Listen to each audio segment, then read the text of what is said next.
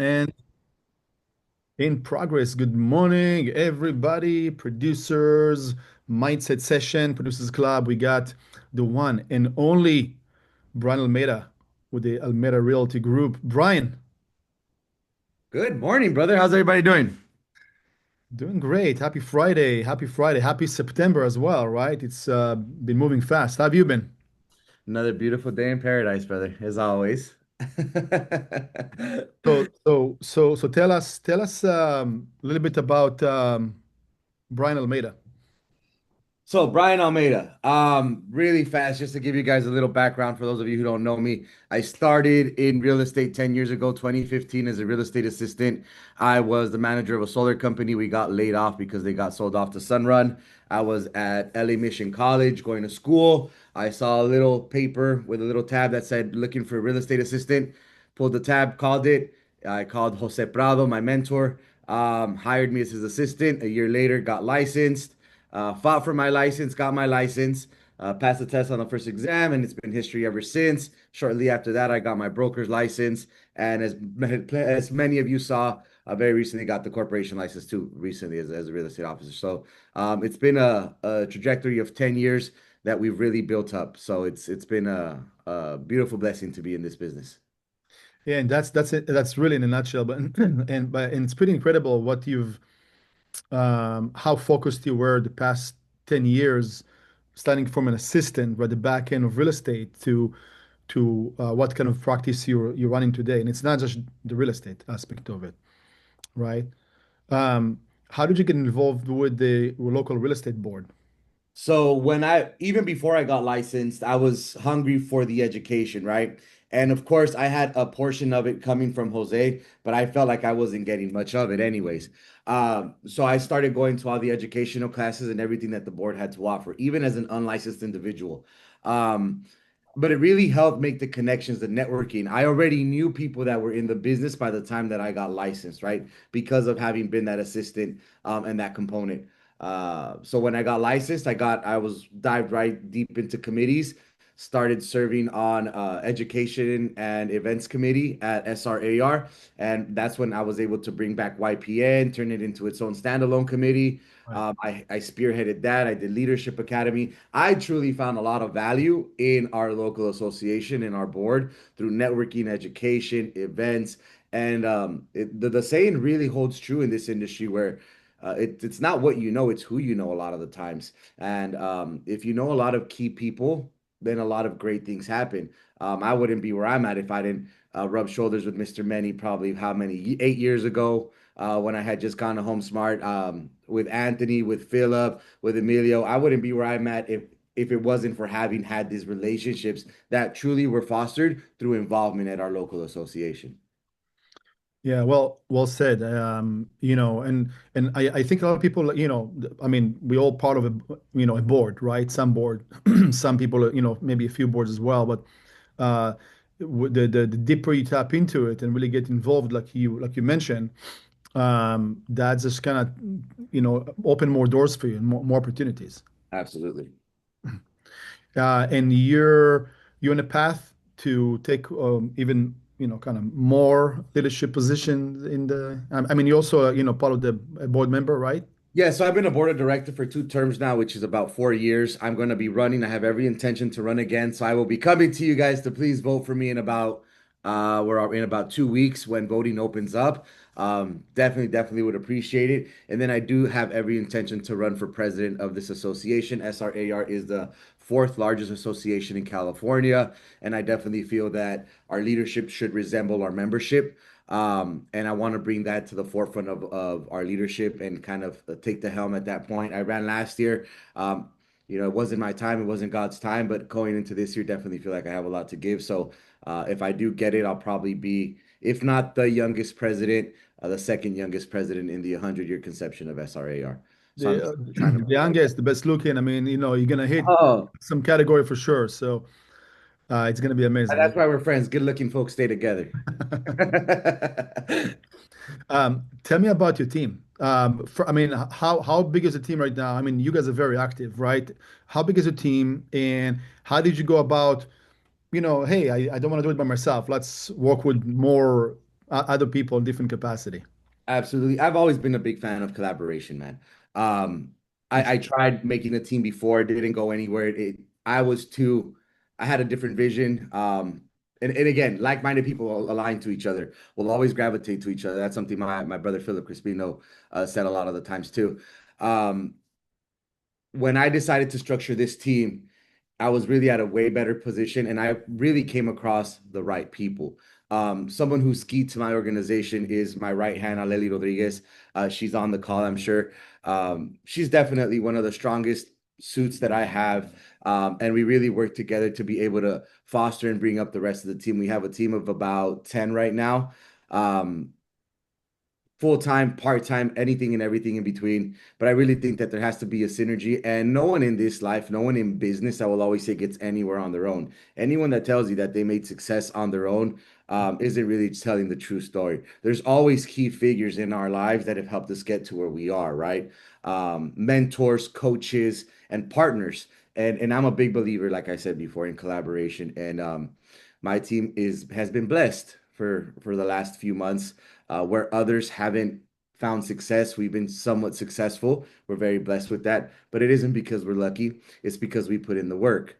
Um, like I said, last year in October, November, December, when everybody was going on vacations and tapping out, the only team in our office, the only people in our office was our team. We were still making our calls, still getting the door knocks, still putting in the work and effort while others were not. And came the new year, we were reaping the benefits of our hard work when others were chasing their tails. So it's really about being disciplined and putting that out forth. But yeah, no, very blessed to have my team, very blessed to have my partners. Each and every one of them is an operations director. No one's a teammate, everyone's an operation director on my team. Everybody knows their role, knows how to get it done. Yeah, and that's really the right way to look at it. So when you said, part-time, full-time, uh, the harder you work, the luckier you get, and then discipline, consistency. So if I'm on your team, right? Mhm. If I'm in your surroundings, like what should I expect? Like, because you're a natural leader, right? You don't have to make it up. You just, you who you are, you do what you do, you do what you say. So how does it help to inspire and push people to do the right thing and to work harder because it hasn't been an easy market. Absolutely. The first thing is you lead by example. Any leader will always lead by example, right? Um, if you're going to ask something of them, you're going to do it 10 times fold yourself, right? If you're going to tell them to door knock 1,000 doors, you're going to door knock 2,000 doors, right? It's anything that I preach to them isn't something that I haven't already done. Any lessons that I've taught isn't from the errors that I haven't already learned from, right? That's one. And it's just not about the team, too. The office collaboration, anyone who comes into the office, and if you know me, you know that I'm a different animal. I love to vibe. I'm not the kind of person that comes into an office and goes into my own little bubble and ignores the world. Hey, what's up? What's going on? How's your day going? I'm a very social creature, right? And I think you kind of have to be in this gig. Unless you're doing off markets or I don't know what it is you're going to be doing, but I'm a very social individual. So when you come in, it's energy all day. You want to feel that as a team member, as an office member, or just a colleague. Anywhere that I go, yeah, I'm breaking that ice. If you're having a bad day, I'm gonna make sure you leave that moment and you have a good day, team or not team. And I really think that's the best way to carry ourselves. Good day, bad day. We always want to put that positivity out into the world. And that's kind of what I bring to the table is also that energy. Um, it's very important. Imagine having a team lead that's always scraping their feet, coming into the office, never shows up. What's going on, right? So it's for me, it's leading by example. I'm not going to ask them something I haven't done already or aren't doing myself right now. And it falls from calendar, respecting your time blocks, to also respecting your personal time, to making sure that you're good in all ends, right? Mind, body, soul, all that comes into play. Yeah, I love it. Yeah, and for sure. I mean, whoever doesn't really know you can get that energy right now from you via Zoom. But for sure, meeting you in person and seeing you on stage when you speak, when you present, when you lead your team, it's spot on. If I'm, right now reaching out to you, right, and I want to get your counsel about, hey, Brian, what should I do more of? Looking at the whole landscape of the market. I mean, it's kind of pretty much the same thing all throughout LA, right? There's no other like, magical spot or what have you, but things are still kind of moving. So how would you guide me? What is it that you like to do? I would ask, right? And if you don't know what you like to do, you're gonna have to try a little bit of it all. You're gonna have to hit the doors. You're gonna have to hit the phones. You're gonna have to hit your sphere of influence. You're gonna have to get out there. There is no shame in this game, and there should be no fear in trying it all. Oh, you know what? I can't cold call because I get really angry when they hang up the phone on me. I can't door knock because I don't like when people slam the door in my face. I get offended. Man, you better get over those emotions. There's one thing in life that we have to learn to control, and it's our emotions, right? That's the one thing we can control. We can't control the way somebody else responds to us, but we can control how we respond to their response, right? So I would say try it all. And once you find something that you like, it's that 10x. We'll double down on it and keep going and don't stop. The fruits of our labors don't get reaped until maybe 90 days to 6 months after we make an initial touch. Very true. So that's why I'm saying whatever. If you're not reaping anything right now, I would have to pose the hard question of what were you doing 6 months ago? If you don't have any business right now, what were you not doing not 3 months ago to 6 months ago? But it's okay. At least we found the issue, we found the problem. Now let's address it. Now let's put all the work in we can right now. Like I always say, the world, faith, God is a mysterious thing. It's funny how it works because you can be cold calling and cold calling and cold calling for 2 months. As long as the world sees that you're putting in the work, you're going to get blessed on the other side. It might not come from a cold call, but out of nowhere, you're going to get a friend that says, hey, I'm looking to buy. Hey, I'm looking to sell.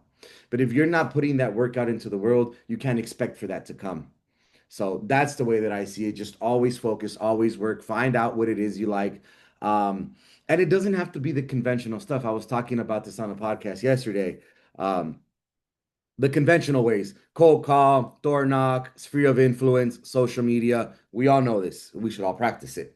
But there's other different ways, guys. We're in a time where a lot of different agents that have been around for 30, 40 years can't keep up with what's going on in the switch of business tech, the technology, the AI, the social media. So why don't you go and be friends with them and help them out? Because what's going to happen is now they're going to allow you to help them with their book of business. So if you're brand new, link up with somebody who's been around for 40 years, who doesn't know about AI, who doesn't know about social media, but has a book of business and 1,000 past clients that you might be able to help service, right? So there's a different way of looking at how to do business. It's never only the conventional ways that we hear on all these podcasts and YouTubes. There's really different avenues. And that's why I'm a big believer in networking because you don't know who needs the help that you can provide, and they might need you. And then you guys can both mutually be successful at the same route. Yeah, it's a very smart approach. That's like true entrepreneurship, right? In a sense of like always thinking outside the box, but also connecting the dots. You can be super creative, but if you don't act towards it, like nothing really happens. And yeah, you're definitely a great networker, and you know how to communicate. And another thing, by the way, that I appreciate about you, and clearly right now we're seeing it is transparency. You're not gonna sugarcoat whatever it is. If someone's gonna, that's why I was asking that question, so people will understand the concept of like, hey, it's really up to us to do all the activities, but it does help, right? Who you're in business with can make substantial change in your life, right? To the better or worse. So in a specific case, your surrounding determined by also how authentic you are, because you're just gonna tell me how it is. Have to. And that's what I expect of anybody that I'm speaking to too. Just tell me how it is. Don't sugarcoat it. One of those little either positives or negatives of being a DI. We straight for the kill. And you know what? That's how we expect to be killed too. Just tell me what it is. Tell me where I messed up, and I will do better, and I will apologize. I will be a man and own my mistakes. But same concept. If I see you doing something that's out of line, sometimes I will be very straightforward and direct. But it comes from love. It comes from a goodness. But as a high DI, sometimes we just need to figure out a way to word it a little bit better. So you mentioned the DI, that's the disc, DISC, right? So Correct.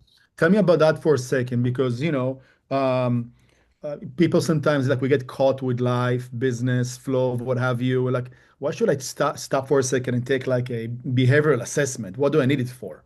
So, Oh, I think it's very important because if I put it to you in this fashion, everybody will make sense. Nobody thinks or nobody should think like we thought when we were 15 years old. We all remember when we were 15 years old and we thought we knew the world, right? Then 18 came around and we wanted to be adults and spring away from our parents and we knew everything, right? We knew absolutely nothing. So whoever it was that I was when I was 18 isn't who I am now in my age. Whoever it is that I was when I was 20, 25, 30 isn't who I am now. So your personality will change. Your character traits will change. And how do you expect to help somebody else by learning about them if you don't truly know about yourself? Right? You need to know who you are so that way you can help others in that best fashion. And it doesn't really come down just in business too, it's personal. If I really want to teach my kids in one fashion, I need to understand what kind of individual I am so that way I can make sure that I'm teaching them in the right fashion. And it all reciprocates. It's everything business, life, the entrepreneurship meshes the both. This isn't a 9 to 5 where we can fake the funk and we can leave who we truly are in the parking lot, go into our 9, clock out at 5, and then go back to who we are. We're locked in 24/7. So our personal life and our business life really mesh together. So knowing who you are, knowing the kind of personality you have, your ups, your lows, what you're good at, what you're not good at, it really, again, it's the same concept, right? It's like when you're having a buyer's consultation. We need to know where you're at so we know if you're ready or you're not ready. And if you're not ready, how long it's going to take to get there. Same concept. We need to know what we're good at and what we're not good at so we know what we need to work on to ultimately become a better human being, not just for business, but for personal life as well. amen to that, 100%. So and especially um, people in our industry that taking advantage of the tools that we have, that we share with them, especially like in our communities, right? Like we very generous with uh, sharing the tools, the assessments, the mindset, etc. It does help you to be a better person, right? And also I've noticed that people like yourself, right? When you also train yourself to learn about different personalities, you're becoming a better professional regardless. Absolutely. I mean, I always pitch this book because it really hit me deep. It's called The Platinum Rule by Dr. Tony Alessandres. We were all raised on what's called the golden rule, right? Treat others the way you want to be treated. But then we grow up and we realize the way that I want to be treated might not be the way you want to be treated. So the platinum rule is treat others the way they want to be treated.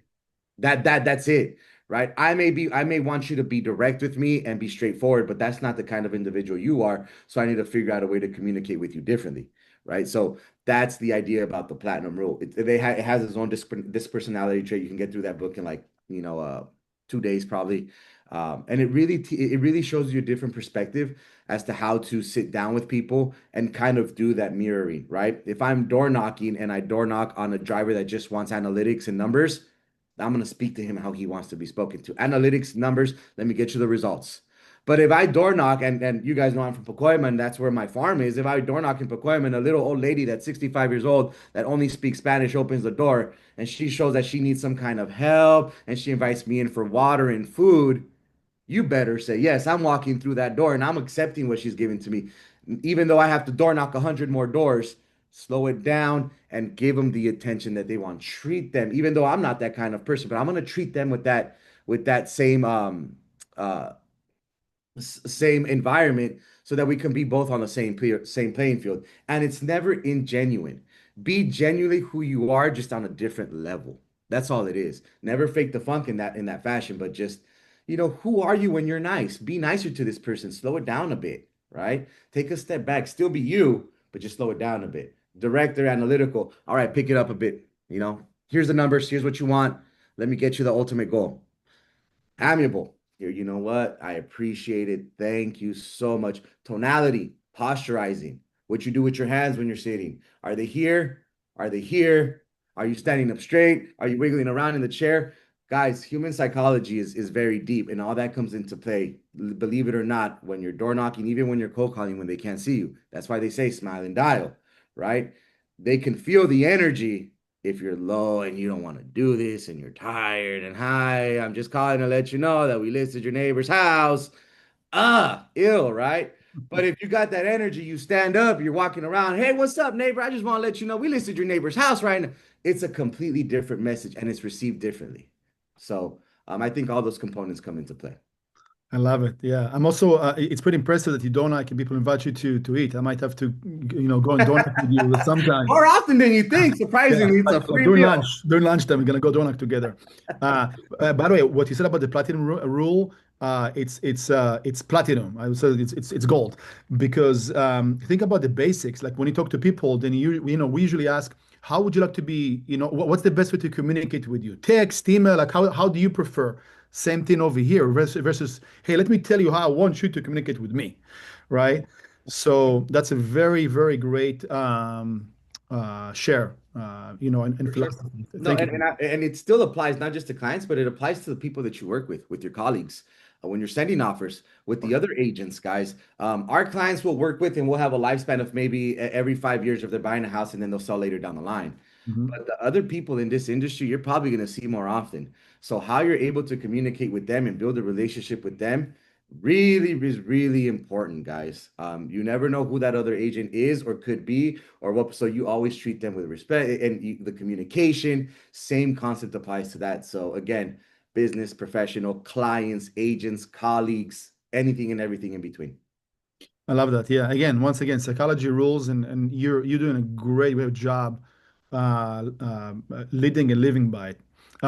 What drives you? Like, every day you wake up, you show up. What's like makes you that, this Almeida energy going? Can't fail. I got no backup plan.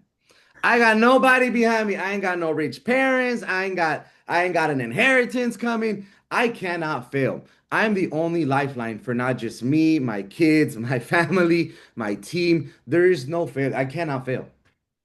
I have to show up every day. I'm happy, I'm mad, I'm grumpy. We all have good days, we all have bad days, but I am going to show up. There's one thing that I will say about people who come up from sometimes of those hard backgrounds is we've came from nothing. We know how it feels like, and we ain't going back. You know what I mean? So, and that's what drives me. And also to be able to prove to my kids that they have a story when they grow up that look, dad may have came up this way, dad may have came up that way, but he made a good person out of himself and he helped out countless of individuals in a positive fashion. It's that story. It's the legacy that I want to leave behind. That's what I'm working towards every day. I'm not focused on this is the legacy, but every day is building towards that legacy. Is what am I doing today to leave one positive thing behind? My mom's once told me this and in Spanish says, un granito de arena. Leave a little grain of sand of positivity in everybody's lives that you touch. You don't have to change the beach, but just leave one grain of sand of positivity and you're doing God's work. So that to me was always very big, right? And it could be with anybody that needs help, anybody that needs guidance, clients, professionals alike. That's what I'm all about, is trying to leave one little piece of positivity when we speak. So that way I feel like I made a positive difference in this world and God will reward me when it's my time. Well, it sounds much better in Spanish for sure. We have to memorize that.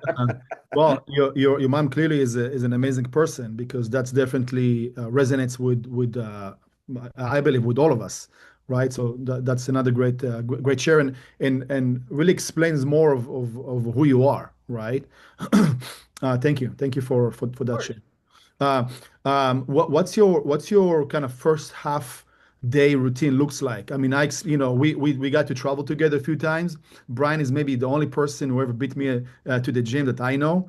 Um, so tell us a bit about that kind of disciplinary Absolutely. routine of, yeah. So I'm gonna be very honest. My day starts with me being as selfish as possible. I am the most selfish person when I wake up.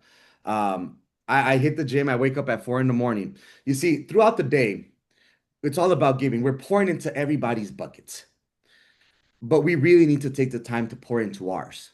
So I wake up early. I wake up at 4 o'clock every morning and I go to the gym. Between 4 o'clock and 6 o'clock, that's my time. I'm not responding to messages. I'm not looking at emails. I'm not worried about anything other than hitting the gym, getting my mind right, either listening to some dope music or listening to a podcast or listening to an audiobook, getting home after the gym, and then doing my affirmations and making sure I start off the day. You see, by the time some people are waking up at 6 or 7 o'clock in the morning, I've already lived the full life. I already have some successes, some wins for the day. And that's how my day starts off is with winning, right? And granted, I'm not perfect. There might be days where I miss the morning routine, but it doesn't mean I'm gonna skip it. I'll find some time at the end of the day and I'm getting my workout in because a workout for me, a gym session for me isn't just about physique, it's also about therapy. This is such an emotional roller coaster of a business that we're in. It's very mental. We all know that.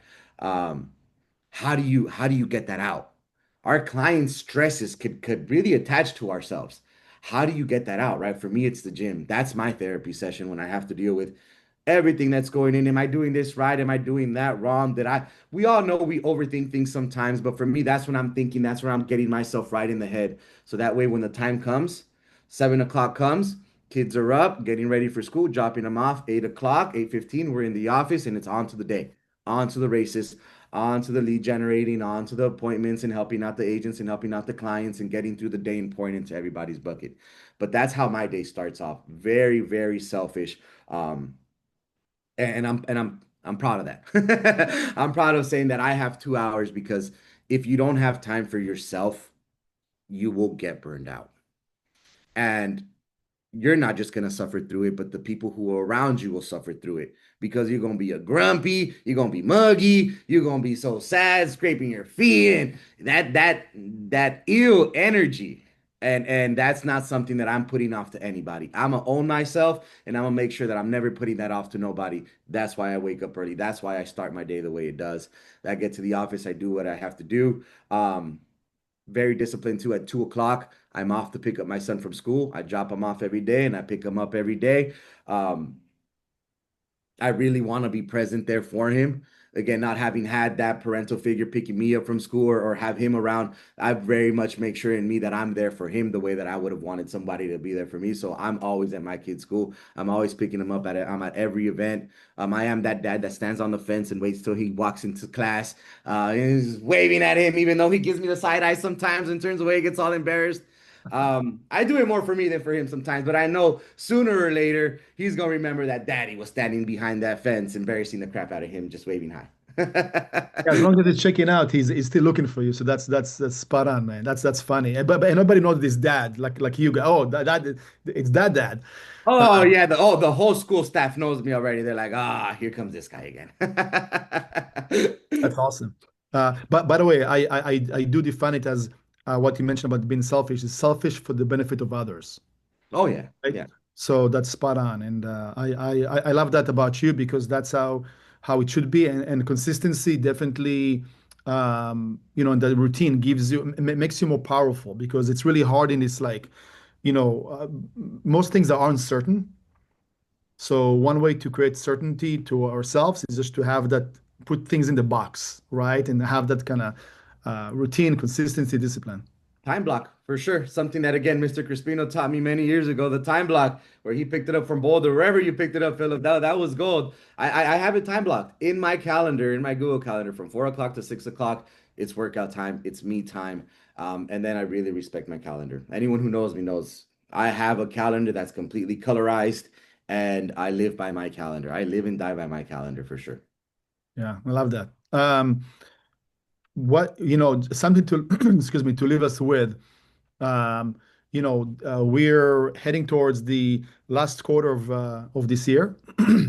Um, more inventory, not as much sales.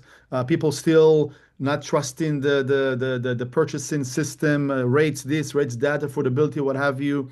2026 should be better. Talk to me right now about what to expect. How should I, transact moving forward? What should I focus more of? Focus on continuing to do what you do, guys. Well, what's that saying goes? Calm seas don't make experienced sailors. That's the truth of it, right? A good market will make bad agents. A bad market will make good agents. This is the time that you have to prove to yourself if this is truly what you want. This is where it gets iron sharpens iron, and you're going through a very tough time. So you got to get tougher and you got to do your stuff. If you were lead generating 1 hour, bump it up to 3 hours, right? Make sure you get those contacts, make sure you get those conversions. Do more. We're heading into a time where a lot of people disengage. This is rates aside, economics aside, this is a time where it's notoriously been slow for our market. When we get out of the summer, we go into September, October, November, December, and everybody hits us with the I'm waiting for the holidays to get passed. I'm waiting for taxes to come up next year. Cool. Those are all future clients right there. That's for me, that's future bread. That's future money. Talk to them all, put them in your drip campaigns, get them into your CRM, and make sure you're staying top of mind, especially with the holidays.